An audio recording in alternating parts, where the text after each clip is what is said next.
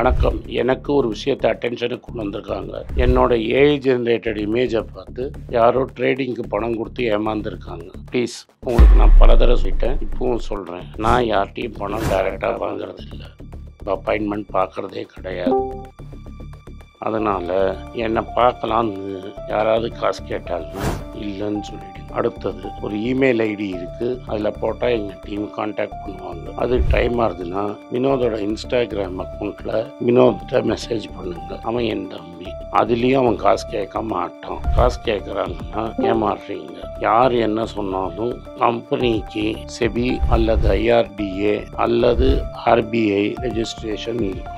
இந்த 3 ரெஜிஸ்ட்ரேஷன் ஏதாவது இருந்தால் தான் உங்களோட பணத்தை நீங்கள் கொடுக்கணும். நீங்கள் இன்கேஸ் ஆஃப் இன்சூரன்ஸ் டைரெக்டாக இன்சூரன்ஸ் கம்பெனிக்கு தான் கொடுக்கணும். இன்கேஸ் ஆஃப் ட்ரேடிங் நீங்களே புரோக்கர்கிட்ட போட்டு ட்ரேட் பண்ணணும். மியூச்சுவல் ஃபண்டும் கம்பெனிக்கு தான் கொடுக்கணும். த்ரூ எக்ஸ்சேஞ்சு நீங்கள் வாங்கிக்கலாம். இதெல்லாம் எதுக்கு நான் உங்களுக்கு சொல்கிறேன்னா, யாரையாவது சொல்கிறாங்கன்னு நம்பி ஏமாறாதீங்க. உங்களுக்காக நான் ட்ரேட் பண்ண முடியாது, அது இல்லீகல். நான் ட்ரேடும் பண்ணுறது கிடையாது. அதனால் ட்ரேடிங் ப்ராஃபிட் பண்ணி தரேன்னு சொல்கிறது ஏமாத்தல். எனக்கு ட்ரேடிங் பண்ண தெரியாது. என் பேரை சொல்லி ட்ரேட் பண்ணி உங்களுக்கு ப்ராஃபிட் ஷேரிங்னா ஃப்ராடு, ஏமாற்றம். நான் யார்கிட்டையும் காசு கேட்கல, கேட்கவும் மாட்டேன்.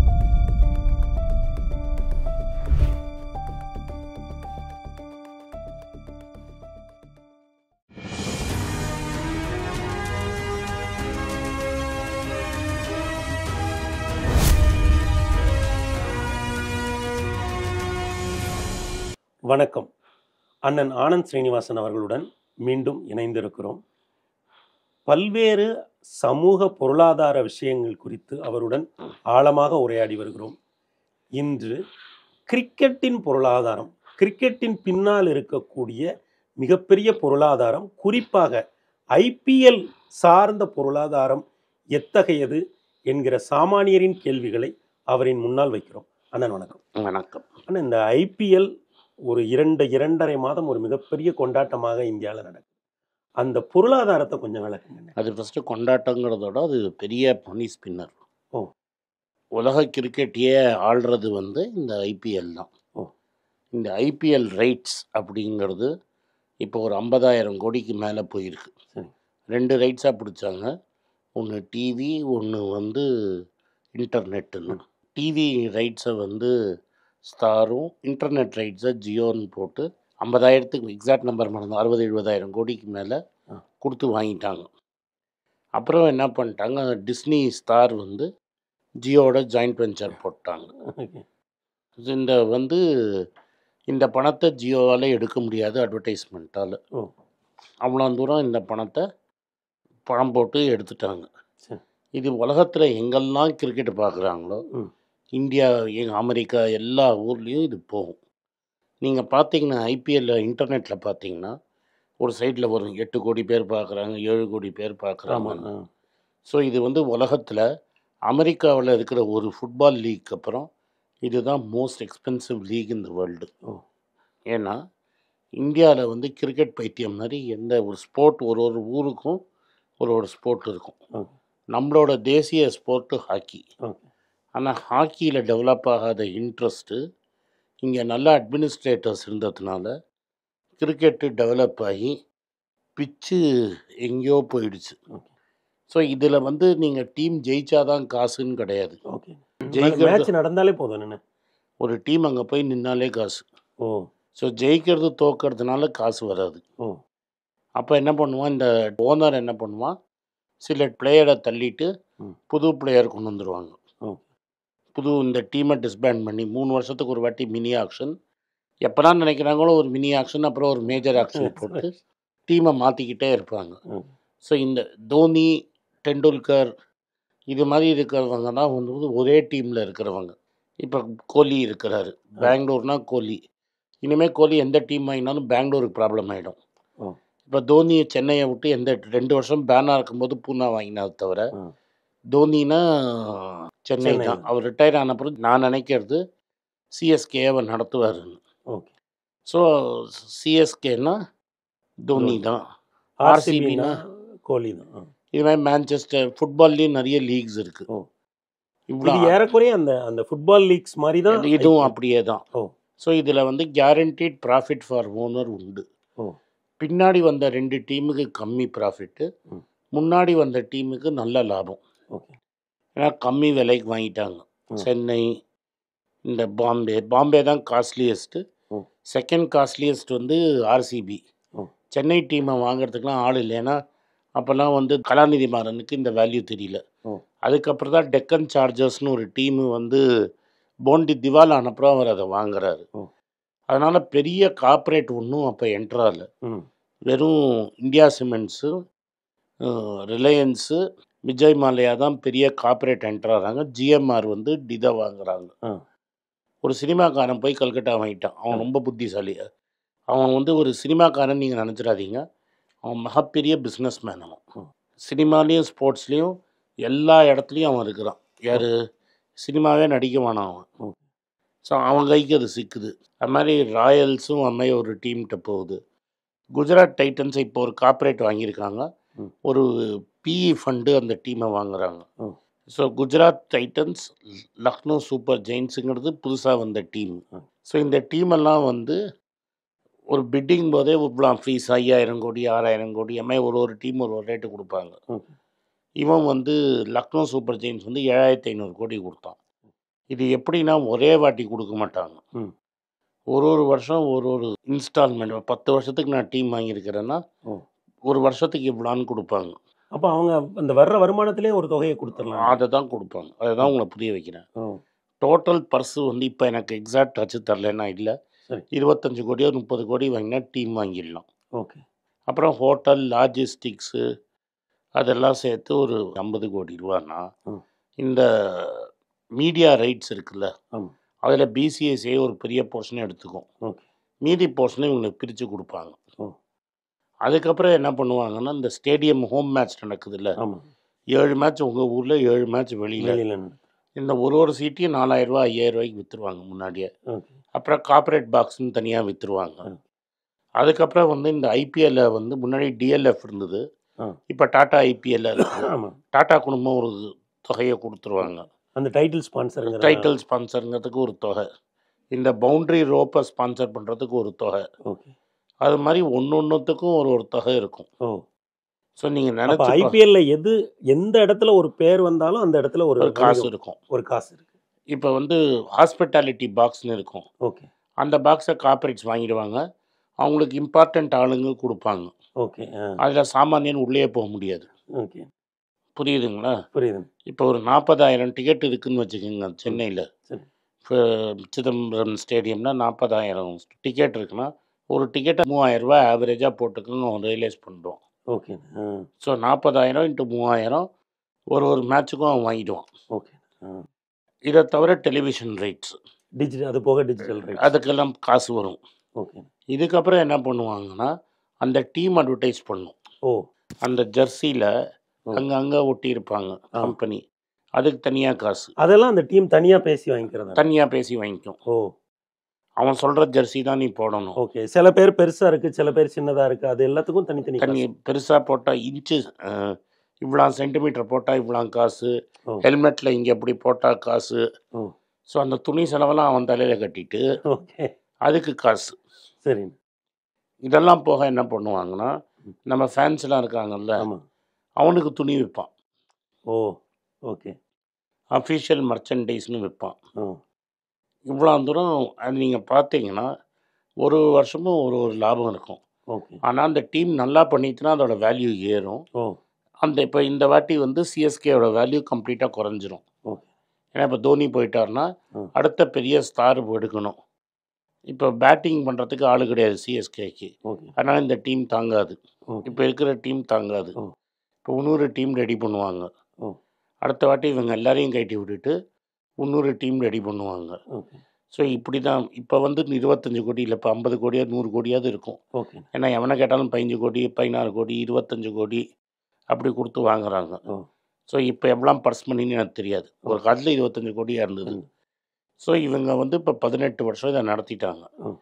இப்போ இது என்ன ஆகும்னா, முதல்ல 10 டீமாக இருந்தது.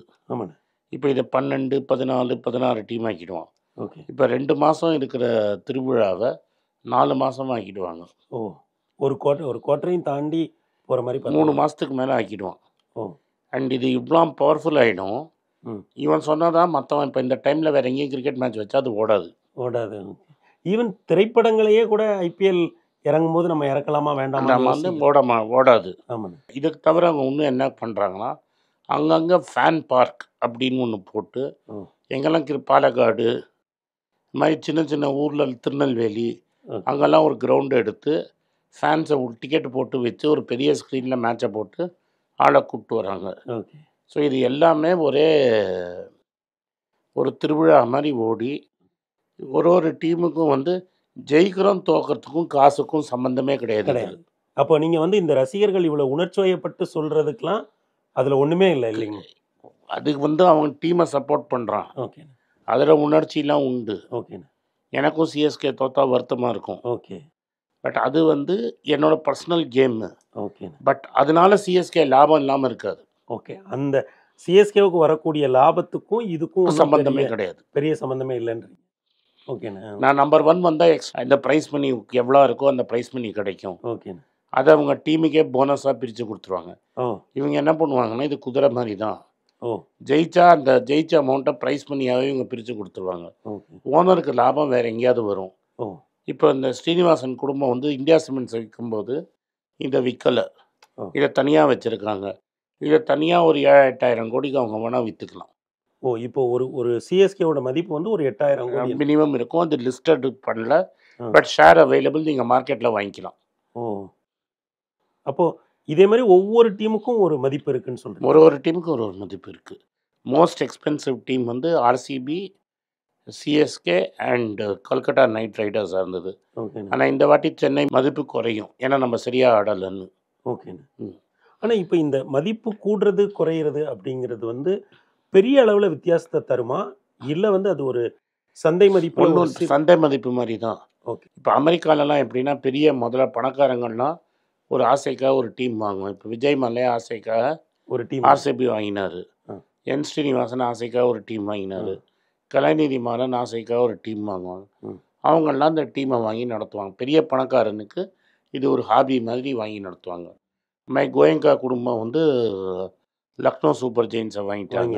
ஜிண்டல் குடும்பம் வந்து ஜிஎம்ஆர்டேருந்து டெல்லி கேபிட்டலை வாங்கிட்டாங்க. ம்.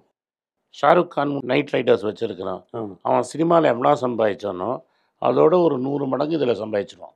ஓ! சினிமாவை கம்பேர் பண்ணும்போது அதை விட 100 ஆமாம். மடங்கு. இவங்க என்ன பண்ணியிருக்காங்கன்னா, பல கிரிக்கெட்டரு ம். சிஎஸ்கே வந்து சவுத் ஆஃப்ரிக்காவில் ஒரு டீம் வாங்கியிருக்காங்க. ஓ! நிறைய பேர் என்ன பண்ணியிருக்காங்கன்னா, சவுத் ஆஃப்ரிக்காவில் ஒரு டீமு, வெஸ்ட் இண்டீஸில் ஒரு டீம் வச்சுருக்காங்க. ஓ! ஸோ இவன் வெறும் இந்த டீம் மட்டும் வச்சுருக்கான். 2-3 டீம் வச்சுருப்பான். அதுமாதிரி சில பேர் ஹாக்கி டீமு அது மாதிரிலாம் கூட வச்சுருக்காங்க. ஆனா இப்போ வெஸ்ட் இண்டீஸ்னா அங்க உள்ள லோக்கல் கிரிக்கெட். கரீபியன் பிரீமியர் லீகில் நம்ம ஆளுங்க சில பேர் டீம் வாங்கி வச்சுருக்காங்க. அப்போ உலகம் முழுக்க இந்த மாதிரி பிரீமியர் லீக் நடந்துட்டே தான் இருக்கு. எல்லா கிரிக்கெட் ஊர்லேயும் நடக்குது. ஓகே. ஆனால் இங்கே சம்பாதிக்கிற மாதிரி இங்கேயும் சம்பாதிக்க முடியாது. அதற்கு காரணம் நம்ம மக்கள் தொகை. மக்கள் தொகை அண்ட் நீங்கள் கிரிக்கெட் மேலே இருக்கிற வெறி. மக்கள் தொகை மட்டும் கிடையாது. இப்போ சைனா மக்கள் தொகை ஜாஸ்தி. ஆ. அந்த ஊரில் என்ன ஸ்போர்ட்டு ஜாஸ்தியாக இருக்கோ ம். அது இப்போ கபடிலையும் ப்ராஃபிட்டபிள். ஓகே. கபடி லீக் தான் செகண்ட் லார்ஜஸ்ட்டு. ம். ஃபுட்பால் இங்கே அவ்வளோ சம்பாதிக்கல. உலகம் ஃபுல்லாக ஃபுட்பால் நிறைய சம்பாதிக்குது. ஓகே. இங்கே ஃபுட்பால் சம்பாதிக்கல. இங்கே கபடி வந்து ஃபுட்பாலோட ஜாஸ்தி சம்பாதிக்குது. ம். ஹாக்கியை நம்மளால் அது மாதிரி மார்க்கெட் பண்ண முடியல. ம். ஸோ ஒன்று எல்லா ஸ்போர்ட்டுக்கும் வந்தது. ஓகே. நிறையது மூடிடுச்சு. ஹாக்கிக்கு வந்தது, ஷட்டில் பேட்மிண்டனுக்கு வந்தது, டென்னிஸுக்கு வந்தது. இதெல்லாம் லாபம் இல்லாமல் மூடிடுச்சு. இந்த பிரீமியர் லீக்குங்கிற கான்செப்ட் இந்த எல்லாத்துக்குமே வந்திருக்கு. எல்லாத்துக்கும் வந்து பலது மூடிடுச்சு.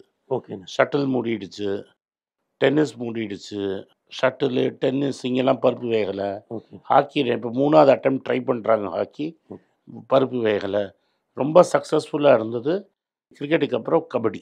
அது எப்படி நான் கபடி எப்படின்னு அந்த இடத்துல ஏன்னா இந்தியா ஸ்போர்ட்டு இது ஊரில் இருக்கிறவங்களாம் கபடி பார்ப்பான்ல. ஓ! அதனால் எல்லாமே டெலிவிஷன்லேயும் இன்டர்நெட்லையும் யார் பார்க்குறாங்கன்னு. நீ பார்த்தா வருமானம், பார்க்காட்டா வருமானம் கிடையாது. அவ்வளோதான்.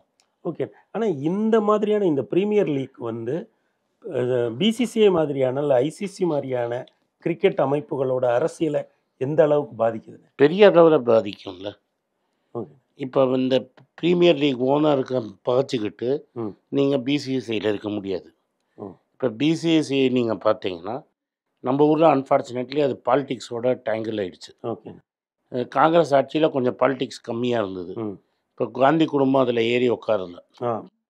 இப்போ என்ன ஆயிடுச்சுன்னா, ரூலிங்கில் இருக்கிற பவர்ஃபுல் மினிஸ்டரோட பையனை பிசிசிஐ கண்ட்ரோல் பண்ணுறாரு. ம். நீங்கள் எங்கே பார்த்தாலும் ஜேஷா தான் பார்க்குறீங்க. ம். ஆக்சுவலாக பிசிசிஐயோட தலைவர் ராஜர் பின்னி.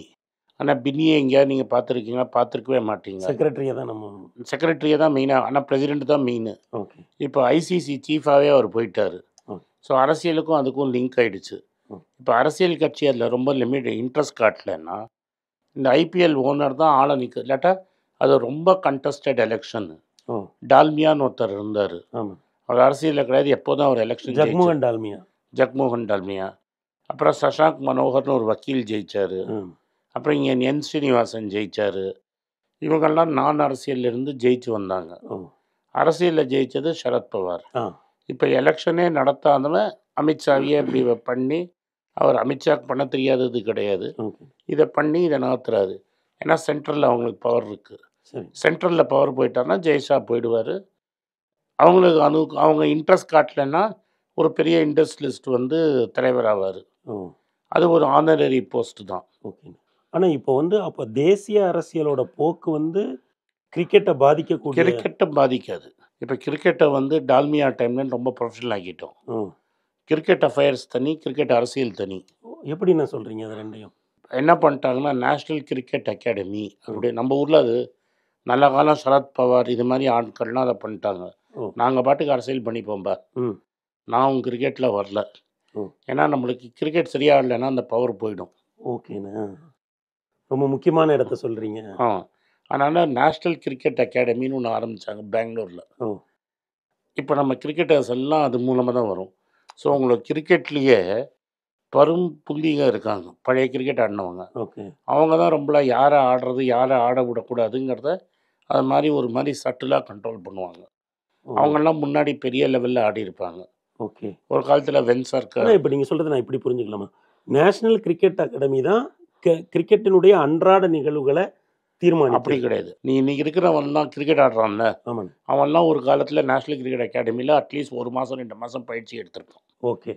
அது வழியாக அவங்க டீமுக்கு வராங்க. அது வழியாக டீமுக்கு வருவான். ஓகேண்ணா. முன்னெல்லாம் ரஞ்சி டிராஃபி வழியாக டீமுக்கு வந்தாங்க. ஓகே. இப்போ ஐபிஎல் வழியாக டீமுக்கு, இப்போ பும்ராலாம் ஐபிஎல்னால டீமுக்குள்ளே வந்தான். ஓகே. இதை என்ன பண்ணாங்கன்னா, ஃபஸ்ட்டு இதை ஃபார்மலைஸ் பண்ணி 4 பெரிய பிளேயரை வச்சு ஒரு கிரிக்கெட் கமிட்டின்னு ஒன்று ஃபார்ம் பண்ணாங்க. சரி. இந்த யூபிஏ அரசாங்கம் இருக்கும்போது ஓகே. அந்த கிரிக்கெட் கமிட்டி தான் யார் கோச்சுன்னு டிசைட் பண்ணோம். ஓ. அந்த கிரிக்கெட் கமிட்டியில் கங்குலி, லக்ஷ்மண், டெண்டுல்கர்லாம் இருந்தாங்க. ஓகே. இவங்கெல்லாம் தான் பெரிய மனுஷங்களாக இருந்தாங்க. ம். இப்போ கங்குலியை கைட்டிட்டு தான் ஜெய்ஷா போட்டிருக்காங்க, டம்மிக்கு பின்னியை போட்டிருக்காங்க. ஓகே. ஏன்னா கங்குலி வந்து ஜெய்ஷா சொன்னதை கேட்க மாட்டான். ஓகே. ஏன்னா அவன் பெரிய ஸ்டார், அவனே பெரிய ஸ்டார். உண்மைண்ணே. அது மாதிரி கும்ளே இருந்தான். ஓகே. அது மாதிரி டிராவிட் இருந்தாங்க. ஓகே.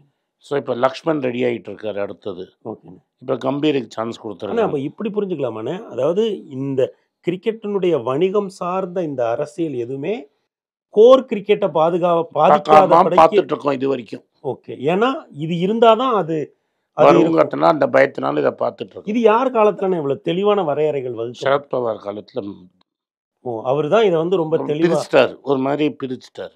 ஓ, இப்போ ஒருத்தரோட விருப்பு வெறுப்பத்தின் அடிப்படையில் ஒரு விளையாட்டு வீரரை கொண்டு வந்தா அது வந்து உடனே எதிர்வலிப்பு வந்துடும். ஓகேண்ணே. இப்போ தமிழ்நாட்டிலேயே நான் பிறந்த சமூகம் தான் கிரிக்கெட்டையே டாமினேட் பண்ணிட்டு இருந்தாங்க. சரிங்க. வேற சமூகமே கிரிக்கெட்டுக்குள்ளே வர முடியாமல் இருந்தது. ஆமாண்ணே. இப்போ அப்படி கிடையாது. இப்போ 30 வருஷத்துக்கு முன்னாடி நட்ராஜன் வந்து தமிழ்நாட்டுக்கு ஆடி இருப்பானான்னு, இன்னைக்கு ஆடி இருப்பான்னு நம்ம பொய் சொல்லுவோம். ஆனால் ஆடி இருக்க முடியாது. புரியுது. பாலாஜி ஆடி இருக்க முடியாது. புரியுதுண்ணே. லட்சுமிபதி பாலாஜி ஆடி இருக்க முடியாது. ஓகே. ஸோ அந்த சமூகம் இருக்கிறவங்க தான் கிரிக்கெட் இந்தியாவுக்கு இங்கே ஆடுவாங்க, இங்கேருந்து இந்தியாவுக்கு ஆடுவாங்க. ஓகே. அது உண்மைதான். ஐபிஎல் வந்தப்புறம் என்ன ஆயிடுச்சுன்னா, அவன் வந்து நீ அடிச்சிட்டன்னு வையே, ஓகேண்ணே, அவன் என்ன நான் டீம் போட்டு காசு போட்டு எடுக்கிறேன்ல. ஓகே. ஸோ இந்த இதுக்கெல்லாம் இன்ஃப்ளூயன்ஸுக்கெல்லாம் சான்ஸ் கிடையாது. எனக்கு ஷாருக் கான் ஒருத்தன் தமிழ்நாட்டுக்கு ஆடுவான்னு எவனா நினச்சாங்களா? இல்லை இல்லை. உங்களுக்கு புரியுதா? ரொம்ப முக்கியமான விஷயத்த சொல்கிறீங்க. அந்த ஜாதி அதெல்லாம் உடஞ்சது ஐபிஎல்னால. ஓகே. ஒருத்தனால கிரிக்கெட் இப்போ வருண் சக்கரவர்த்தி அவர் வந்து பல வருஷம் கிரிக்கெட்டே ஆடலை. ஆமாம். அதுக்கப்புறம் கிரிக்கெட் வந்து போலிங் போட்டோன்னா ஒன்று டீம் பொறுக்கி வச்சுக்கிட்டாங்க. ஆமாம். நார்மல் இப்போ இந்த ஐபிஎல் இல்லைன்னா வருண் சக்கரவர்த்தியால் திரும்பி வந்திருக்கவே முடியாது. அப்போது ஒரு இடத்துல அவங்க இந்த நீங்கள் முன்னாடி அதனுடைய வணிகத்தை விளக்குன மாதிரி இப்போ இந்த மாதிரி திறமைக்கு மதிப்பு கொடுக்கறதையும் அவங்க ஐபிஎல்ல தான் வந்து முடியும். ஏன்னா பப்ளிக் பார்க்குறான்ல. அப்புறம் இப்போ என்ன ஆயிடுச்சுன்னா ஒரு ஊர்லேயும் அவன் தனியாக ஒரு ப்ரீமியர் லீக் நடத்தினான். இப்போ Tamil Nadu Premier League, Karnataka Premier League, Kerala Premier லீக்னு ஒன்று நடந்துன்னு இருக்குது. ஸோ தமிழ்நாடு ப்ரீமியரில் ஒரு 5-6 டீம் இருக்குது. ஸோ உங்களால் உங்களுக்கு திறமை இருந்தால் தமிழ்நாடு டீம் எடுத்துருவான்.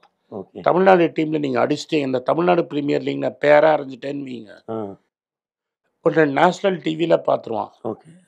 அதனால் இப்போ என்ன ஆயிடுச்சுன்னா, இப்போ நீங்கள் இந்தியன் கிரிக்கெட் டீமை பார்த்தீங்கன்னா இதெல்லாம் நடந்திருக்காது. எனக்கு ரொம்ப பெருமையாக இருக்குது. ஆட்டோ ரிக்ஷா ஓட்டுறவன் பையன், ஜஸ்பிரித் பும்ராவோட அப்பா பையன், தாத்தா ஆட்டோ ஓட்டிகிட்டு இருந்தார். அவர் முகமது சிராஜோட அப்பா ஆட்டோ ஓட்டிகிட்டு இருந்தார். திலக் வர்மா, அப்புறம் ரிங்கு சிங் ஒருத்தன் அப்பா கேஸ் சிலிண்டர் போடுறாரு. இப்போ வந்து பாம்பேக்கு ஒரு பையன் போடுறான்.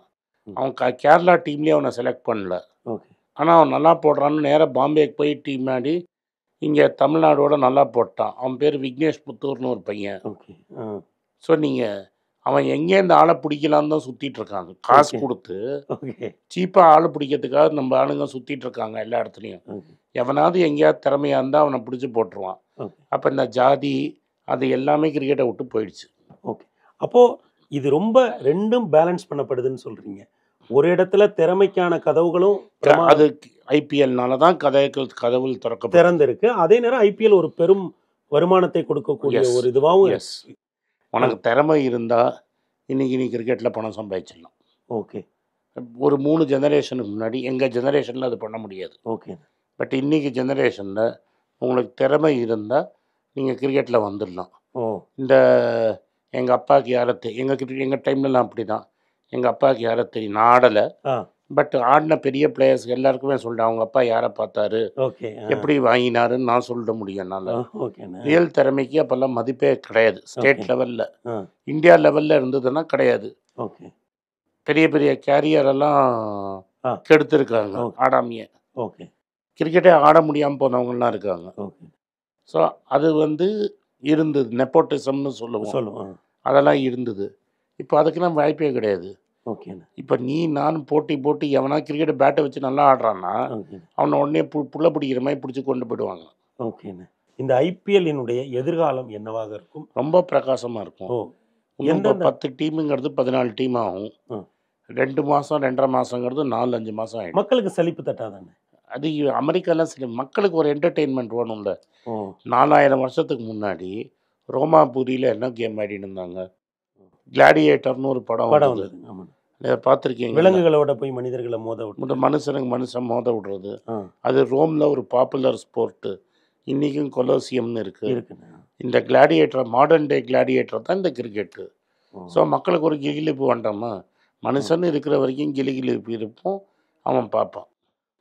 அப்போ இது இன்னுமே ஒரு 4 மாதத்துக்கான ஒரு ஆட்டமாக கூட மாறும். அணிகளோட எண்ணிக்கையும் மாறும். எதுக்கு நான் போய் இன்டர்நேஷ்னல் மேட்ச் ஆடணும்? எவனும் பார்க்க மாட்டான்ல, இங்கே தானே பார்ப்பான். உலகம் இங்கே இருக்கும். சேன்வான் இந்தியாவுக்கே வரமாட்டேன்னு சொல்லிட்டு இருந்தான், இங்கே சாப்பாடு சரியில்லைன்னு. கடைசியாக 2003 ஒரு வாட்டி கூப்பிட்டு வந்தாங்க. அவனுக்கு முன்னாடியே பேக் பீன்ஸு ஆஸ்திரேலியாவிலேருந்து சாப்பாடுலாம் போட்டு கூப்பிட்டு வந்தாங்க. கடைசியில் ஷூ போடாமல் ராஜஸ்தான் ராயலுக்கு செருப்பு போட்டு சுற்றின்னு இருந்தான் இங்கே. ஸோ எல்லா வெள்ளைக்காரனும் இங்கே தான் இருப்பான். அதனால்தான் இந்த ஒரு மேக்ஸ்வெல்னு ஒரு ஆஸ்திரேலியன் கிரிக்கெட்டரு, ஒரு ஆஸ்திரேலியன் இந்தியனை தான் கல்யாணம் பண்ணியிருக்காரு. அவர் வைஷ்ணவ குடும்பத்தை தான் கல்யாணம் எடுத்து பண்ணியிருக்காரு. அவர் சொல்லுவார், என்ன சொன்னார்னா, இந்தியா தான் ஒரே டீமு, ஆஸ்திரேலியாவோட டெஸ்ட் மேட்ச் ஆடிட்டுருக்கோம், 311 பேர் சவுத் ஆஃப்ரிக்காவோட ஒன் டே ஆடிட்டுருப்பாங்க, 311 பேர் இங்கிலாண்டோட T20 ஆடுவான். இன்றைக்கி ஒரே சமயத்தில் டெஸ்ட் மேட்ச் ஆடுற மாதிரி 34 பேர் இந்தியாவில் இருக்காங்க. அதனால தான் நீங்கள் 2 வருஷத்துக்கு முன்னாடி 3 வருஷத்துக்கு முன்னாடி பிரிஸ்பேனில் இந்தியாவோட 3வது டீம் வந்து ஆஸ்திரேலியாவை தோக்கடிச்சிருச்சு. ஸோ திறமையிலையுமே நம்மளுக்கும் உலகத்துக்கும் ஒரு பெரிய கேப் வரும். ஏன்னா இங்கே பணம் இருக்குது, இங்கே நிறைய பவர்ட்டியும் இருக்குது. இந்தியாவில் சொல்கிறேன், நிறைய பவர்ட்டியும் இருக்குது, ஏழையானவங்களும் நிறைய பேர் இருக்காங்க, பணம் நிறைய இருக்குது. இதை நம்ம கிரிக்கெட் ஆட்டா பணம் சம்பாதிக்கலாம்னு அவனுக்கு தெரியும். அதனால் உயிரை கொடுத்து அவன் கிரிக்கெட் ஆடுவான். உலகத்திலே சிறந்த பிளேயராக இப்போ அபிஷேக் சர்மாவை ஏதோ ஒருத்தன் இருக்கிறான், அவன் பையன், அவன் T20 பேராக அறையிறான். பயங்கிறதே இவனுக்கு போயிடும். ஆனால் ரொம்ப அருமையாக ஒரு கிரிக்கெட், அதற்கு பின்னால் இருக்கக்கூடிய வணிகம், அந்த வணிகம் தன்னை தக்க வைத்துக் கொள்வதற்கு ஒரு திறமையானவர்களை எந்த வழியாக தேர்ந்தெடுத்து அதனுடைய இயங்கியலை மிக தெளிவாக விளக்கியதற்காக எங்களது உளமார்ந்த நன்றிகள். நன்றி. வணக்கம். இது ஆனந்த் ஸ்ரீனிவாசன். இது என்னோட பர்சனல் சேனல். மணி பேச்சுக்கு தனியாக ஒரு சேனல் இருக்குது, அது டெலிகிராஃப் சேனல். இது என்னோட பர்சனல் சேனல். நான் என்ன நினைக்கிறேன், நான் தத்துவ பேச்சை பற்றி என்ன பேசுகிறேன், நான் பொருளாதாரத்தை பற்றி என்ன நினைக்கிறேன், ஜென்ரல் பொருளாதாரத்தை பற்றி நினைக்கிறேன், என் ஐடியாலஜி பற்றி நான் என்ன நினைக்கிறேன், என்னோட ஃபிலாசபி, என்னோட நம்பிக்கை, ரமண மகரிஷி, சார்லி மங்கர் பற்றிலாம் என்ன நினைக்கிறேன்னு இதில் பேசுவேன். இதில் வீடியோ அப்டேட் அப்பப்போ வரும்.